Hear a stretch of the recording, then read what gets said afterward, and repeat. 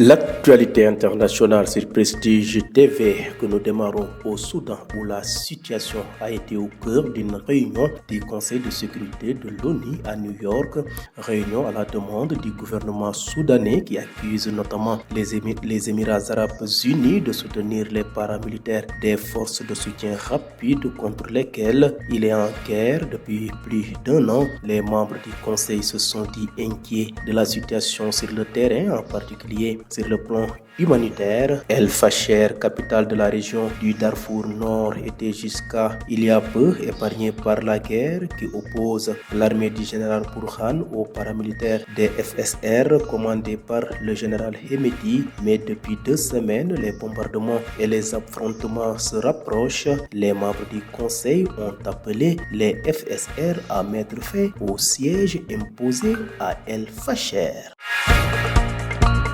Restons toujours au Sahel. L'armée malienne a annoncé avoir tué Abu Huzaifa, surnommé Hugo. Cet important chef djihadiste de l'État islamique au Sahel a été tué au matin du dimanche 28 avril au cours d'une opération menée au sud-est d'Endeliman, dans le nord, près de la frontière nigérienne. L'information avait commencé à circuler dimanche, mais n'avait pas été confirmée de sources officielles. Pour l'armée malienne et ses supplétifs russes de Wagner, cette élimination est un succès incontestable.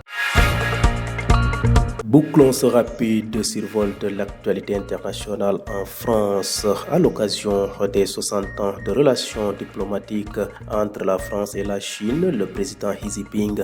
est attendu en France les 6 et 7 mai pour une visite d'État lors de laquelle Emmanuel Macron va lui demander à nouveau de contribuer à une résolution du conflit en Ukraine. Il s'agira du début de sa première tournée européenne depuis la pandémie de Covid-19. Xi Jinping doit atterrir à Paris dimanche 5 mai au soir avant d'enchaîner des étapes en Serbie puis en Hongrie où il est attendu du 8 au 10 mai, ont aussi confirmé lundi les autorités chinoises. Xibaaru bitim réew ci seen télévision régionale du Prestige ñu daal di ko tàmbale ab réunion bi nga xam ne mu nga amoon nag ca Nations Unies Conseil de sécurité moo ko ameloon te président wala njiitu réew Soudan ñoo ko sàkku woon ci seen diggante ak force de soutien rapide yi. wax nañ ne de réewum Émirats arabes unis moom mooy jàppale soldaarub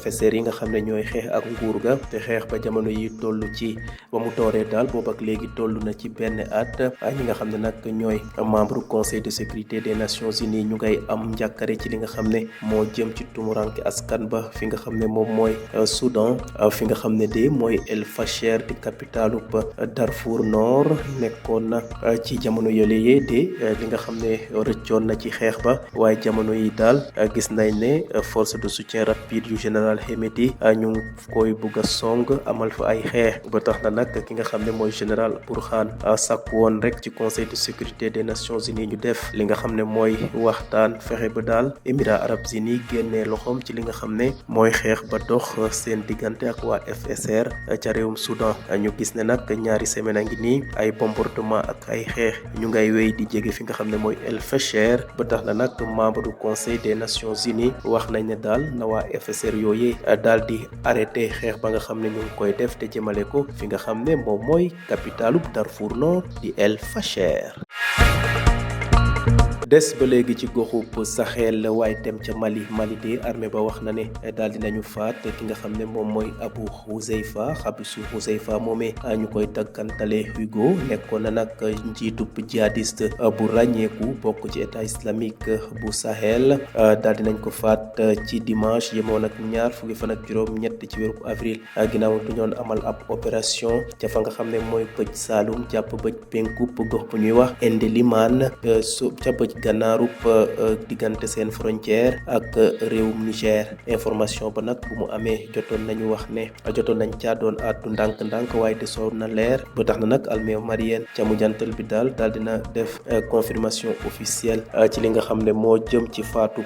ki nga xam ne mooy jihadiste boobee. ñu jàpp ne nag armée malienne ak waa Wagner yi nga xam ne ñooy xeex ak jihadiste ya fa nga xam ne mooy Mali kontaan nañu lool ci ndam bi nga xam ne am nañ ko ci jihadiste yi. nee nañ daal loolee day gën a wéy di dëggal seen doole fa nga xam ne mooy goxub Mali. jeexale xibaaru bitim réew yi ca réewum France ginnaaw bu ñu màggal juróom benn fukk ab lëkkaloo ci diggante France ak réew mi nga xam ne mooy Chine ñu ngi koy waaj a màggal kii di président bu réewum Chine di Xi Jinping dina amal tukki nemmeeku ca France ci juróom benn fan jàpp juróom ñaari fan ci mai bii di ñëw dinañu waxtaane ñeenañ nag ci ngan googe Emmanuel Macron dina ci profito waxtaane ak moom ci li nga xam ne moo jëm ca xeex ba am ca Ukraine Chine daal di cee wax ba loolu daal di dakk ndax gis nañ ne Chine yu boobee allié waa Russie la waaye nag gis nañ ne de njiitub Chine bi gëj na tukki lool ca réewum France ca jamono pandémie Covid-19 ba kii bésub dimanche nag juróomi fan ci weerub mai Xi Jinping dina wàcc ca aéroport bu Paris ba ci ngoon lay doon avant laata muy wéyal li nga xam ne mooy étape ab tournéem ci Europe dina dem Serbie su fa jógee it dem Hongrie foofe nag ñu ngi ko ciy xaar ci juróom-ñetti fan jàpp fukki fan ci weerub mai bi ci weerub mai bi di ñëw ña xam le ni mel mooy kilifub réewum Chine.